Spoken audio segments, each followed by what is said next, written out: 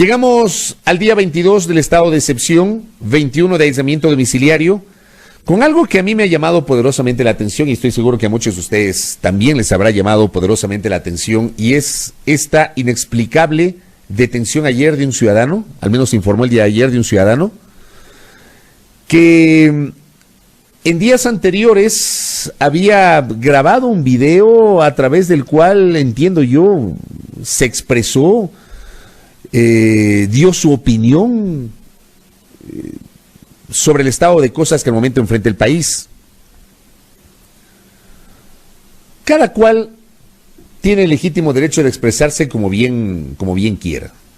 Y ahí es cuando yo encuentro una discusión tremenda, ¿no? Se hablaba mucho de la necesidad de respetar, de defender la opinión de la gente, la libertad de expresión, etcétera. Se cuestionaba, por ejemplo, el hecho de que cuando determinadas personas pasaba la caravana presidencial y le hacían la mala seña o sacaban el dedo de en medio o hacían el denominado corte de manga o como se llama en Guayaquil, la denominada yuca, el mandatario se bajaba del vehículo y empezaba a cuestionar a esa persona que le hizo esa mala seña. Y mucho se cuestionó aquello. Me incluyo.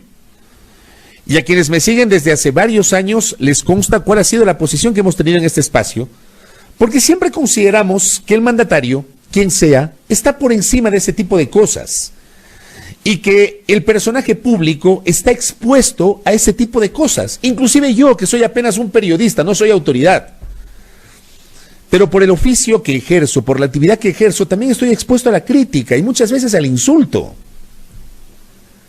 Es parte de... Mi punto es, se cuestionó antes, pero resulta que hoy se procede de la misma manera, con un individuo que por ahí grabó un video,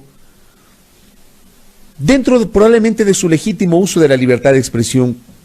Cada quien se expresa como quiere o como considera. Cada quien. Yo lo que cuestiono adicionalmente es la doble moral de aquellos que en el pasado cuestionaron y hoy aplauden, y aquellos que en el pasado aplauden y hoy cuestionan. La doble moral, dependiendo de las circunstancias, dependiendo de los escenarios, dependiendo de los personajes y dependiendo de los casos.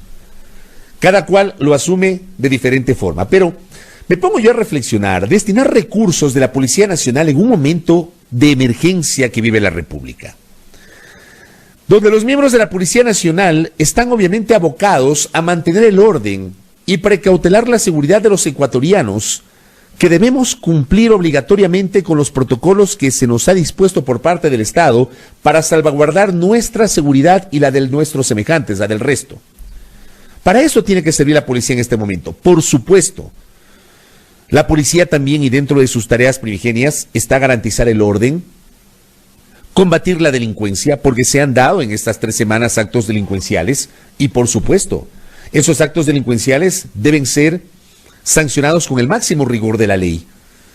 Por ejemplo, estas imágenes, estos videos de unos individuos subiéndose a una unidad de transporte público que iba justamente transportando médicos, creo que fue en Guayaquil esto, provocaron un asalto e hirieron al conductor. Claro que se han dado actos delincuenciales, pero yo pregunto, movilizar policías y generar un operativo para detener a un individuo que grabó ahí un comentario personal de él. ¿Esta persona revestía un auténtico peligro para el Estado ecuatoriano? ¿Para el presidente de la República? ¿Para la ministra de Gobierno? ¿Para el gabinete presidencial? O sea, por Dios, cada quien se expresa como quiere. Cada quien. Y destinar recursos en este momento para detener a un ciudadano, que además es un ciudadano común y corriente, a no ser que en el proceso investigativo o dentro de la indagación se determine que en verdad representaba un peligro. Pues yo no lo creo. Me parece a mí que destinar recursos en ese sentido, en esta emergencia, inclusive así no estemos en una emergencia, ¿dónde están pues los famosos aires de libertad que se menciona recurrentemente? Dejen que la gente se exprese.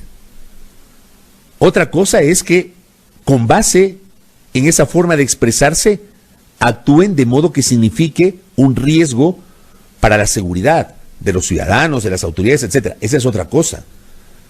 Pero una expresión grabada en un video, yo les pregunto, de verdad, ameritaba movilizar policías y detener a esta persona, localizar y detener a esta persona.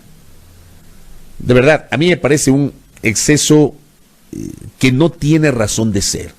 Y otra vez, nos fijamos y nos quedamos en la periferia. No vamos a los temas de fondo. ¿Ah? No vamos a los temas de fondo.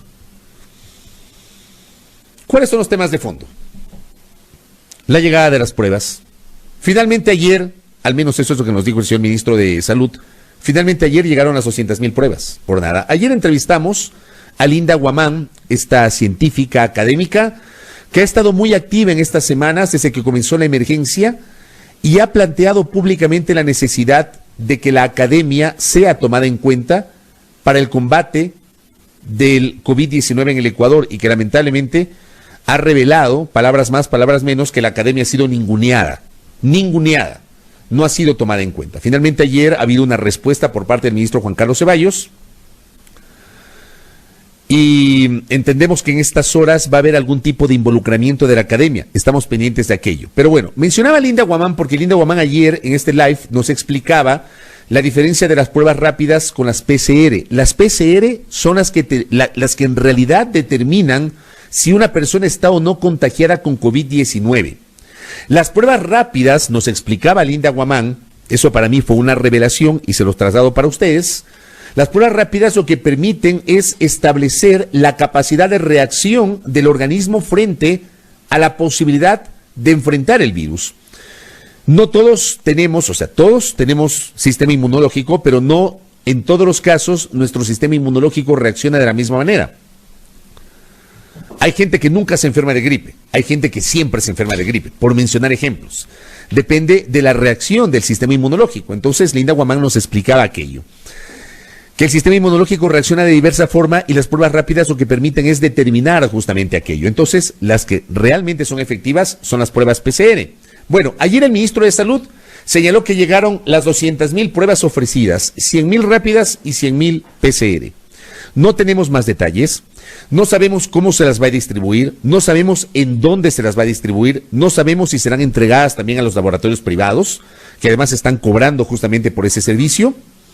No tenemos mayores detalles, esperamos el día de hoy conocer, porque en realidad se han tardado 3 semanas para generar una primera importación de 200,000 pruebas para poder detectar el coronavirus COVID-19 en los pacientes, pero digamos, ya es un paso, al fin, ya es un paso, porque de esas pruebas podremos ya tener datos mucho más reales, que esas cifras oficiales sean cifras reales. De cifras oficiales está clarísimo, no son las cifras reales, porque justamente no hay el suficiente número de pruebas en el Ecuador. Se entiende que ahora con estas 200,000 algo se va a lograr resarcir. Apenas 13,000 pruebas se han hecho en el curso de estos días, desde que comenzó la emergencia. Digamos, ese fue un anuncio que hay que destacarlo, más allá de que hemos sido críticos sobre el manejo totalmente disperso, desarticulado de los anuncios vinculados a la llegada de las pruebas. Recordar que fueron 2 millones los que se anunciaron inicialmente, incluso con una publicación en la página web del Ministerio de Salud que luego se la bajó cuando salió Catalina Andramuño. A la semana siguiente se hablaron de 200,000, luego dijeron 500,000, un ministro de Estado dijo en un canal de televisión que eran 500,000, ni siquiera este ministro tenía la prueba, el número exacto. Después hablaron de 100,000, luego de 300,000, finalmente 200,000. Pero bueno, ya llegaron las 200,000. Pero cuestiono esta distorsión, esta falta de articulación en el discurso. Como lo que pasó también el día de ayer, ya que estamos hablando de los temas de fondo, porque está claro que no tienen un discurso articulado. Y si no tienen un discurso articulado, lamentablemente, el discurso oficial va a carecer de credibilidad entre los ciudadanos. Porque ¿cómo es posible que el domingo el viceministro de Salud hable de 1,600 contagiados?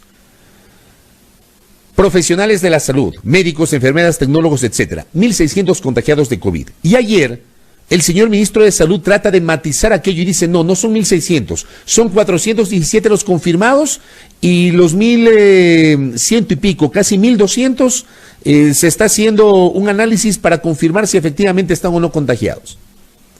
Entonces, ¿qué mismo? Porque la primera cifra que dio el viceministro de Salud es espeluznante. Estábamos hablando de que el 40% de los contagiados eran médicos o profesionales de la salud.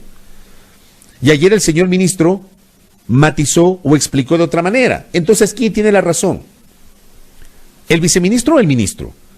El viceministro lanzó una cifra que era o que no era y el ministro lo aclara. Pero ¿quién dice la verdad o cómo mismo es?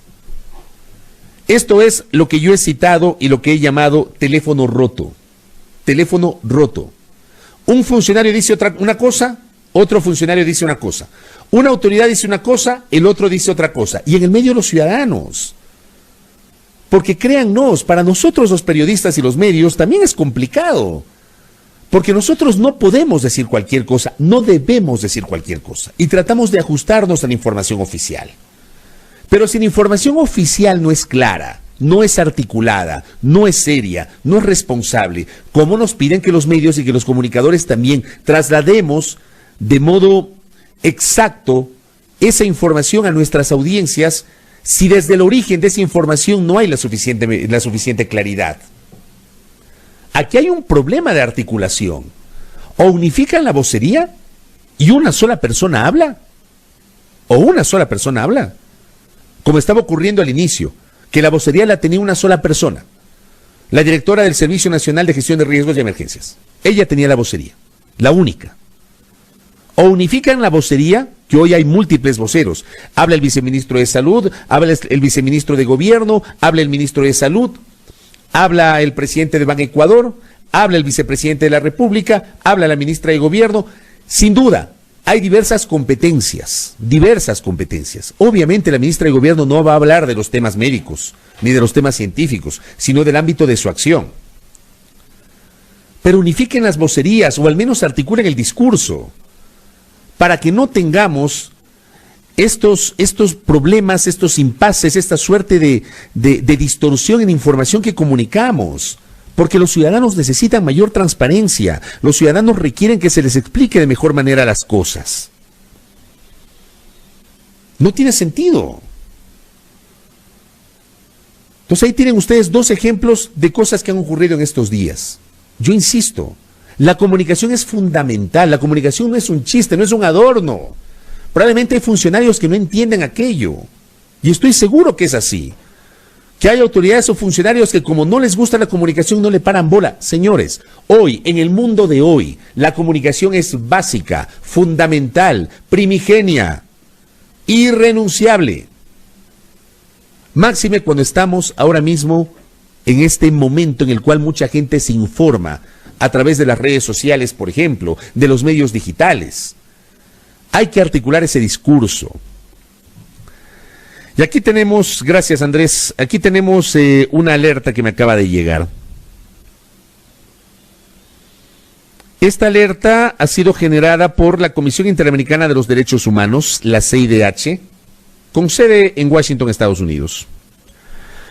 Hace 16 horas en su cuenta Twitter, la CIDH, Comisión Interamericana de los Derechos Humanos, toma nota con preocupación de las amenazas de aplicación de procesos disciplinarios contra profesionales de la salud que denuncian la falta de insumos médicos para el tratamiento de los pacientes de la pandemia COVID-19. En el caso del Ecuador, quiere decir que los médicos que han protestado públicamente o los profesionales de la salud que han protestado públicamente, resulta que ahora corren el riesgo de ser sancionados por su legítimo derecho a protestar. Y protestan no porque les caiga bien o mal el gobierno o algún político en particular. Protestan porque requieren insumos médicos. Protestan porque han fallecido o están contagiados varios de sus compañeros. Hablando del teléfono roto, el viceministro de Salud dijo el domingo que son 10 médicos o 10 profesionales de la salud los que han fallecido. El Colegio de Médicos del Guayas habla de 40. Otra vez no se ponen de acuerdo sobre ese tema. Eso es lo verdaderamente importante, amigos y amigas. no estar abriendo expedientes administrativos sobre médicos o profesionales de la salud que con legítimo derecho, preocupados por su propia seguridad y de su entorno, están pidiendo que les doten de mascarillas, de guantes, de alcohol, de gel, de gorros, de trajes.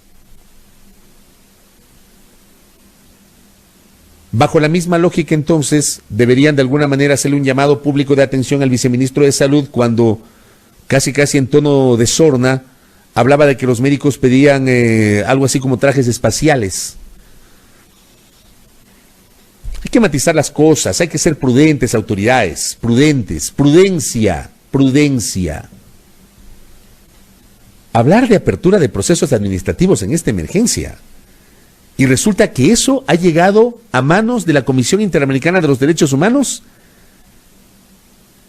que llama la atención del Estado ecuatoriano. ¿Se dan cuenta? No se quedan en la periferia. Trasladen a la práctica lo que dice en el discurso, que el Ecuador esté unido para combatir la pandemia.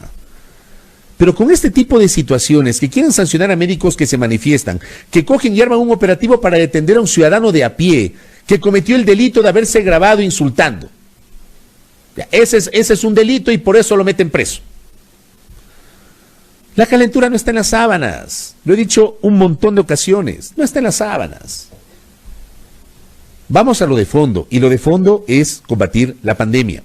Lo de fondo es, para combatir la pandemia, que unifiquen el discurso, que articulen el discurso, que nos digan a los ciudadanos con transparencia cómo se están manejando las cosas. Que admitan los errores, como lo hizo el vicepresidente de la República hace pocos días. El poder muchas veces hace soberbias a las personas. Admitan que se equivocan, rectifiquen, articulen de mejor manera y brinden mejor información a los ciudadanos. Háganlo. 22 días del estado de excepción, 21 días de confinamiento que tenemos los ciudadanos.